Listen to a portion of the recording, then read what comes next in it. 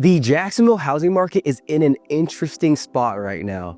Inventory levels are at all-time highs, sales are slowing down, and buyers finally have some breathing room.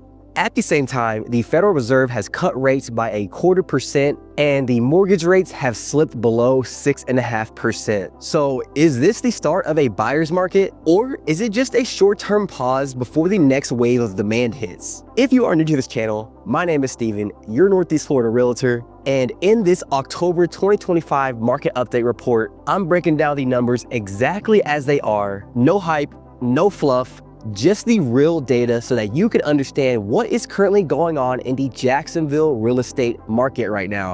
All right, now let's dive into the numbers.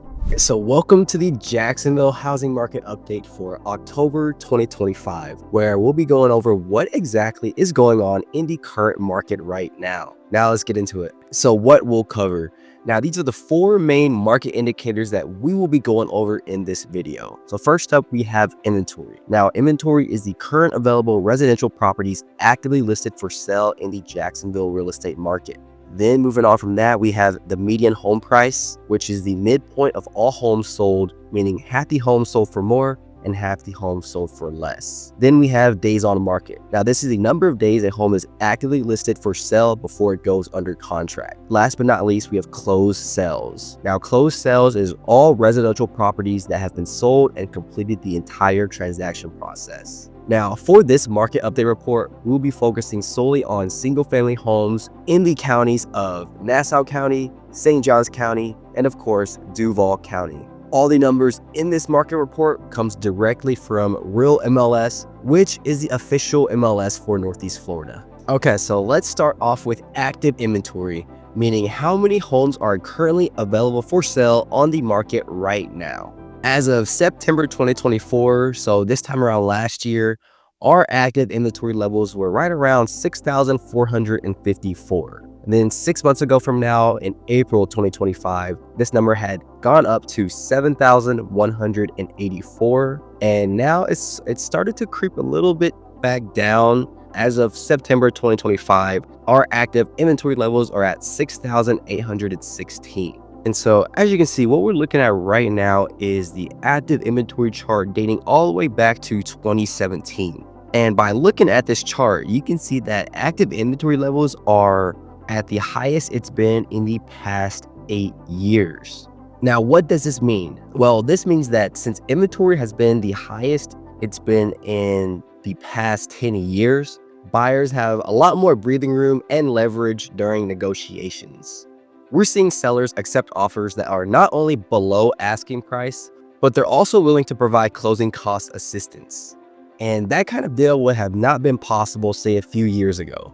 So while we might be past the spring peak, this time of the year has become a really interesting sweet spot for buyers. There's more inventory, less competition, and sellers who are motivated to sell before the holidays. Next up, let's take a look at median sales price, which is the midpoint of all the homes sold this month. And so this month, our median sales price came in right at $400,000. Now, this is only a slight 1% lower than last year's median sales price, which was $403,990. And then 6 months ago from now, our median sales price also came in at $400,000. And then looking at this chart, you can see that dating back to 2023, 2022, we've been pretty stabilized with the median sales price around, and it's just been hovering around the 390 to 410 range. So this shows us that price has basically just been stabilized, and we're not seeing those big price drops that some people were predicting. However, on the other hand,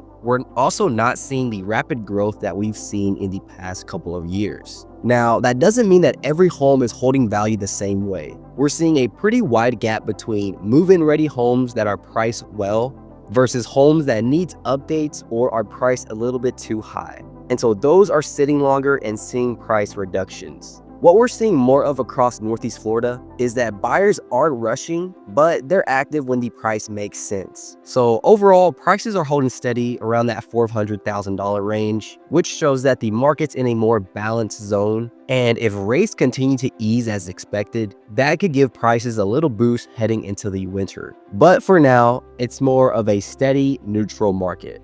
Now let's take a look at how long homes are actually taking to sell. So as of September 2025, the median days on market is sitting at 44 days.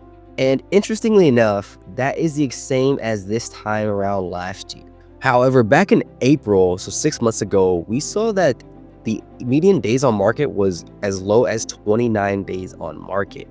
So it's definitely taken longer for homes to go under contract as we've moved into the fall season. What this really shows is that buyers have options again, and they're just taking their time. They're shopping around, comparing prices, and being much more intentional before making an offer. So overall, homes are still selling, but buyers are more selective and sellers have to meet the market where it is. And with the median days on market being 44 days, we can see that on average with the yearly chart, the average median days on market is around that 40 to 44 days on market. And so this goes to show us that the market is becoming much more balanced. Next up, we have closed sales. Now, closed sales is going to show us how many homes have actually sold and completed the entire transaction process during the month. In September 2025, we saw our closed sales volume right at 1,396. That's up about 4.6% from last year, where in September 2024, this time around last year, we were at 1,335. But still down from the spring, where sales peaked around 1,600 back in April. Now remember, closed sales typically reflect contracts that have been written 30 to 45 days prior.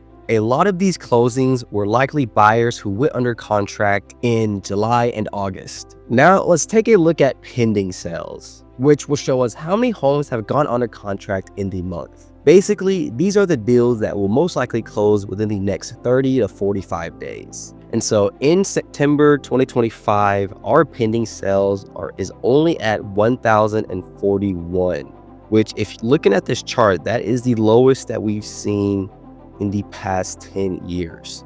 Now, as far as this time around last year, in September 2024, our pending sales was right at 1,320.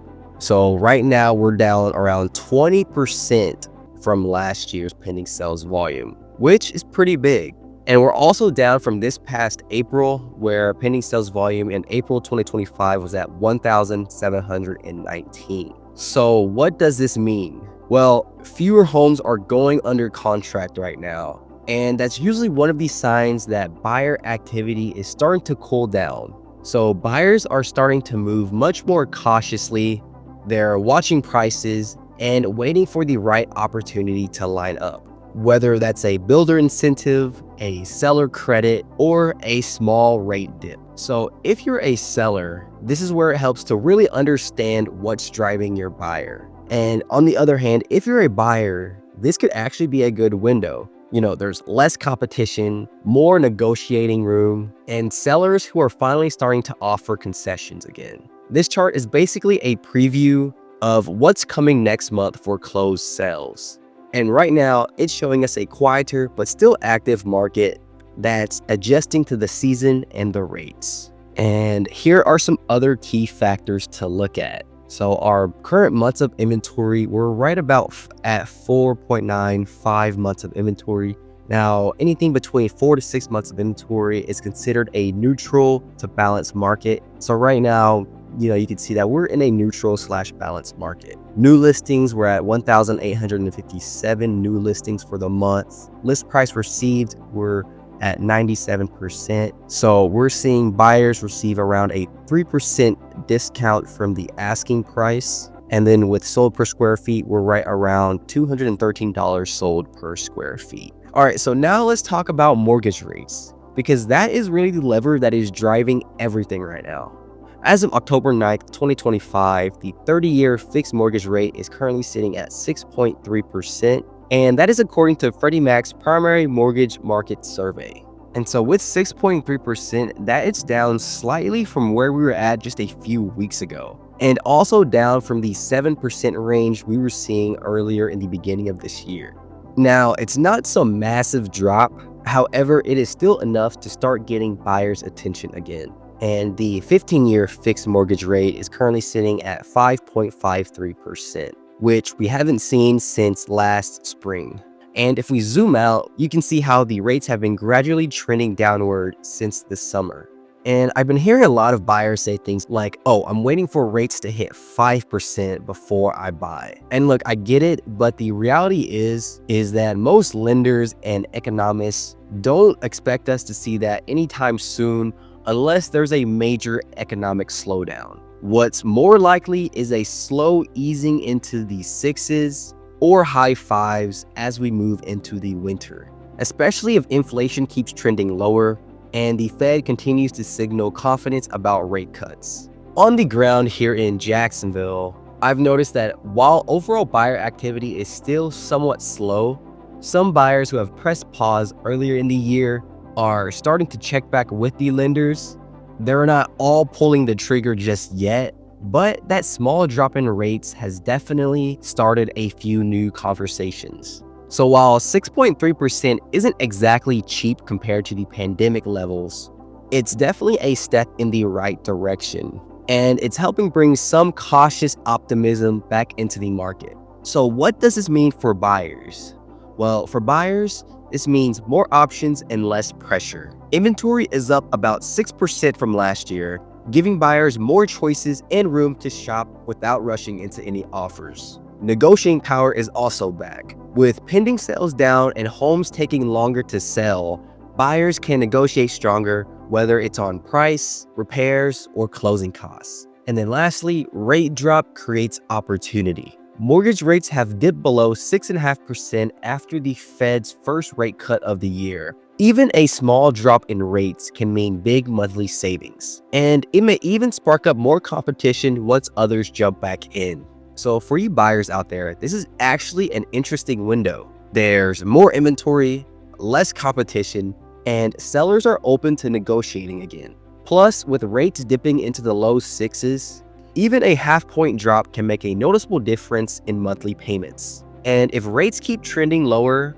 I do think we'll see more buyers come off the sidelines. All right, now what does this mean for sellers?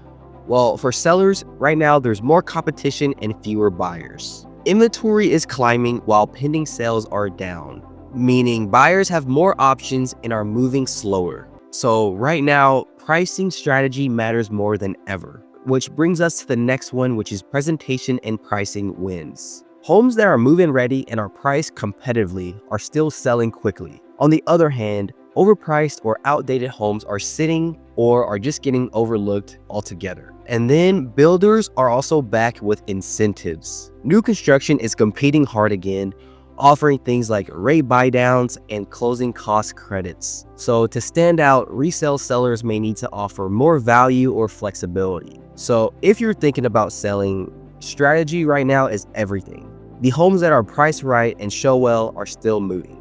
So that concludes this month's market update report. Now, if you're considering on making a move to the Northeast Florida region, feel free to reach out and I'd love to help however I can. For you buyers out there, there's some great opportunities for you right now. So let's find out exactly what it is you would like to do, and then we could chat about the next steps going forward. So here's my contact information. You can shoot me a text or schedule a call. The link will be in the description down below. That is it for this video. Thank you so much for watching, and until next time, I'll catch you on the next one.